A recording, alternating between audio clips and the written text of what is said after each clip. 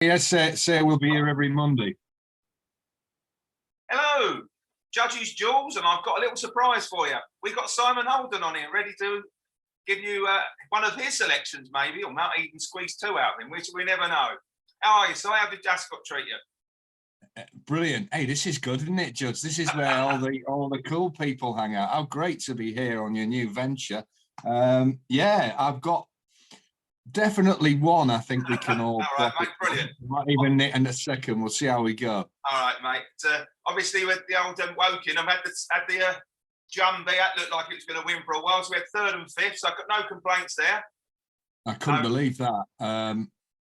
Why jockeys couldn't see that the rail was the place you had to be from very early on in the afternoon. It was obvious that strip. I'd say what slightly annoys me, you were very unlucky with Jumby, Matt, it's a good selection, is that, you know, we've got a world-class festival. Surely they can sort, in this day and age, the ground out so everyone's got a chance of winning. Yeah, it's funny you say that because obviously I agree with you, because I did think you wanted to be high, but it seems strange in the Golden Jubilee. There was nothing between the two sides on that race, was there? One won this race by miles. Naval Crown really actually won his race by a long way. Nothing else came from the high. And why anybody in a low stall didn't give it a go over the far side, beyond me, really. So you have to look at them, and the horses that ran well from bad draws last week. Full stop. We'll talk about that, won't we, mate? Yeah, I thought Fresh definitely was one to take out of that, definitely. But right. So, well, as it's your show, I'll just okay. Well, I shall go first, I think. So I'm going to go for one that I don't think people will think is an eye catcher. I like all that I spotted on I think it's the Thursday. Let me get it in front of me because I've been so efficient. I'm not that efficient anymore. It's on the. I'll spell it out. It's on the Friday, the 17th. I like the run of Tenebrism. It was in the Group 1 Coronation Stakes. Everyone was saying Inspiral was impressive. She was brilliant. She was different class to everything else in the race. However, if you watch Tenebrism back, Ryan Moore was just pushed along, hands and heels. How he didn't come second, I still don't know, because he's got a bit of short end for second and come fourth. Never touched her. Now, I'm not saying for one, it's a Group 1 race. It'd been like a handicap qualifying run. People go, oh, look at that. I thought it's really one to take from the race. And bearing in mind you've got Inspiral that's head and shoulders, I think there's a Group 1 in this filly. What do you think of that? I think it was a rather odd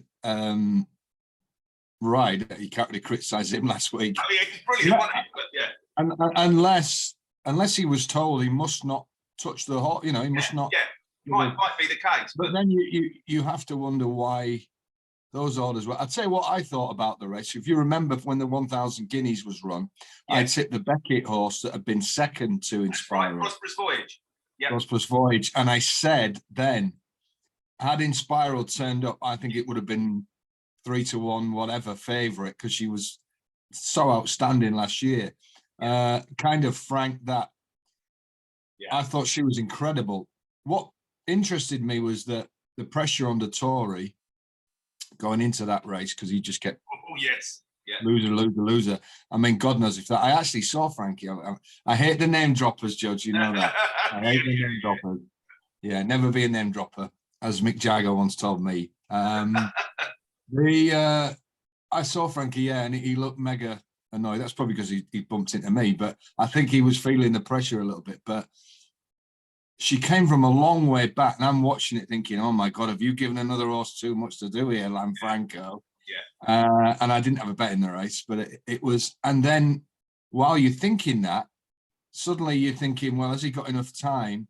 So he's 4 lengths clear and coasting home. It was an injection of speed that very few horses have got. And at Group 1 company, first time out, you've got to think the horse will come on for that.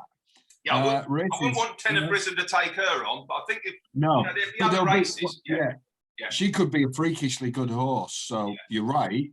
There's going to be fillies Group 1s that she's not in. The interesting thing about the winner is she wasn't stopping at the end. No. A race something like the Juddmonte or the Eclipse. I mean, Eclipse will come too quick, but would she get a mile and 2, Judge? Do you think? Well, the way she finished the race, you'd think she's got a very good chance. very good chance to.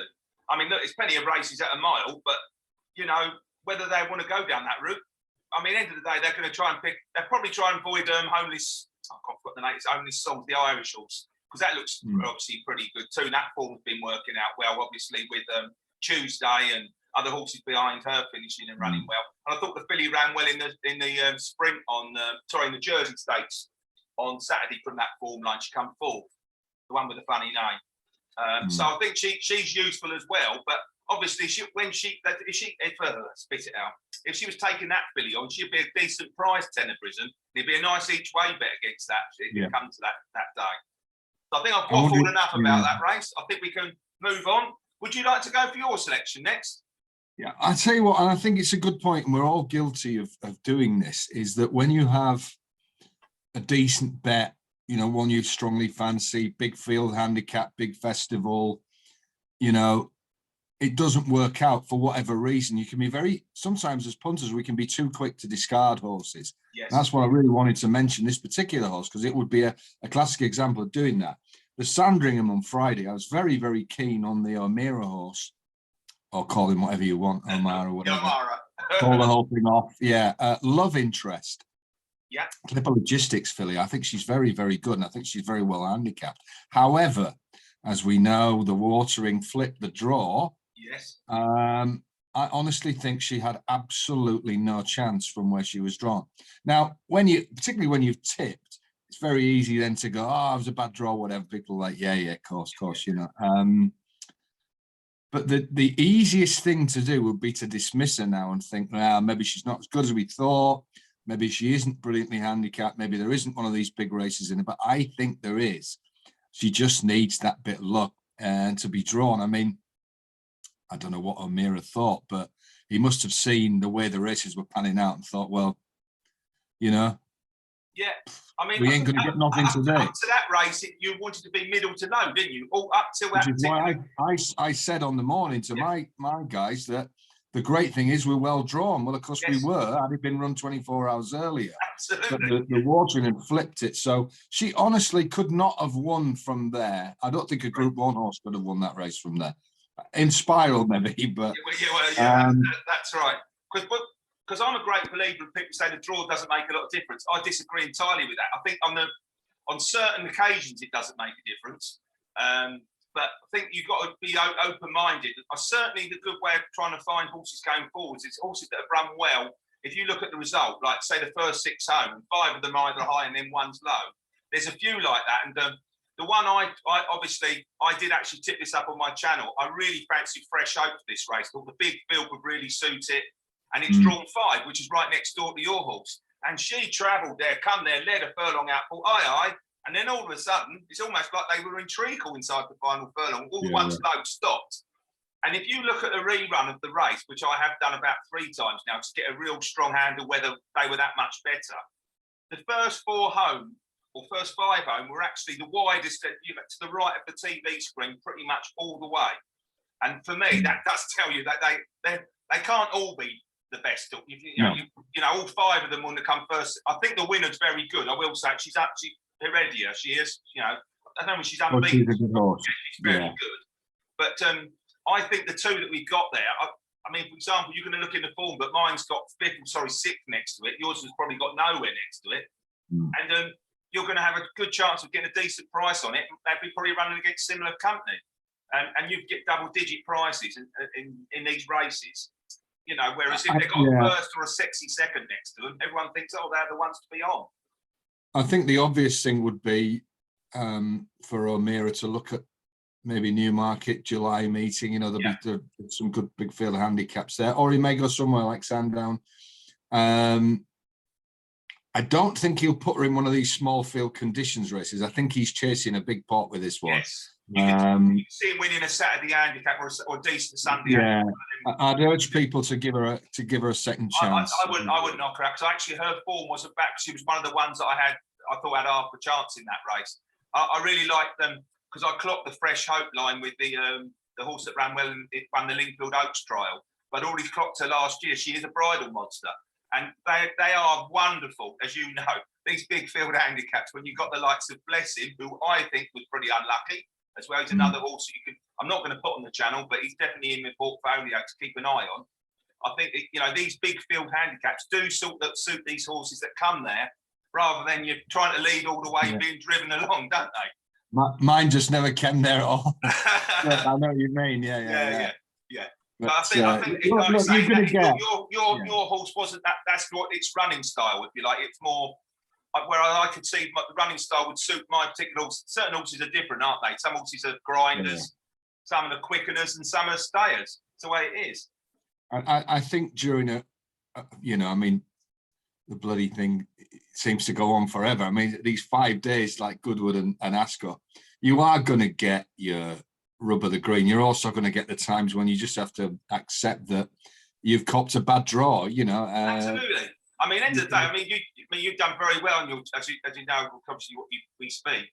I mean, you were pretty unlucky not to cop a nice couple of winners with. I mean, the last one, I mean, the 80-1 shot that's come second. I mean, to get done by an unraced horse, I think in hindsight, you couldn't make it up. You couldn't make it up. I mean, not being funny, if the favourite come and beat you, you're probably going, well, okay, we got done by 11 to 10 shots. But he literally travelled the best horse, didn't he? The one on the. I tell you,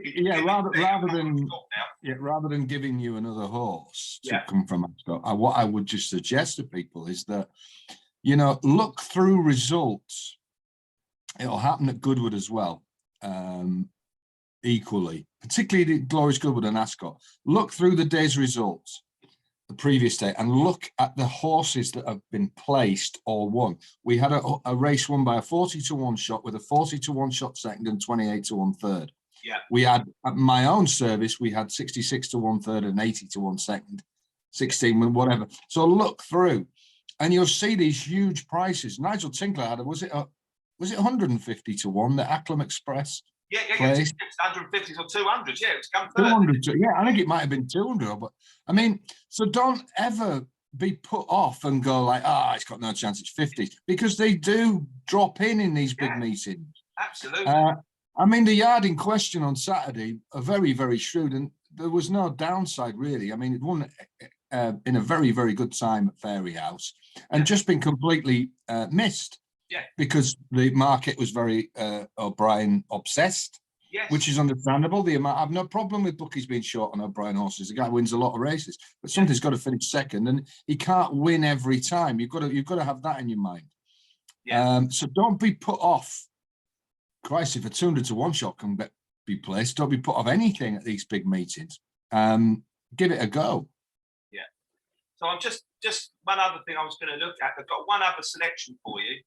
I've got a horse. My other selection was Tactical. Basically, exactly what we've been talking about. It ran in the the 610, the Buckingham Palace at Ascot on the Thursday. And if you remember, Chief of Chiefs come all from wide, all the way across to the far side of the track. Jamie Spence did. Actually, he gave that one a pretty good ride, I thought. Whereas if you Ryan Moore stayed this side on Tactical all the way. Drawn in 28, was it 28? I think it was. Yeah, 23. So it was highest, and stayed on and stayed on and stayed on. Ended up coming sixth. And then I looked at its back form. Tactical beat the likes of Naval Crown, who ended up winning the Commonwealth, not the Commonwealth, the Golden Jubilee on Saturday. And I think it might be lined up. It's got a win at Newmarket, but I think it might be lined for the July Cup. Was it the Bunbury Cup? Because it's so highly rated. If you could squeeze into that off near top weight, I think it'd have an excellent chance. That's my last one in the old judges' duels, if you like. Excellent. Well, Tactical's a good horse, isn't it? You're right. It might be better bullying inferior horses off top weight in one of these biggies. Maybe the ground would have been a bit quick as well, possibly. Yeah, possibly. Yeah, because you could do with a little bit of juice in the ground. I agree with you. Right, I think we've waffled long enough. It's been a pleasure talking to you, mate. Hopefully they might find a little bit of snippets out of it. And we'll hopefully have a few winners going forward. Look forward to speaking to you. Yeah, we'll see you all again. Thanks for inviting me on, mate. Good luck with it all. My pleasure, mate. Take care of yourself and be lucky.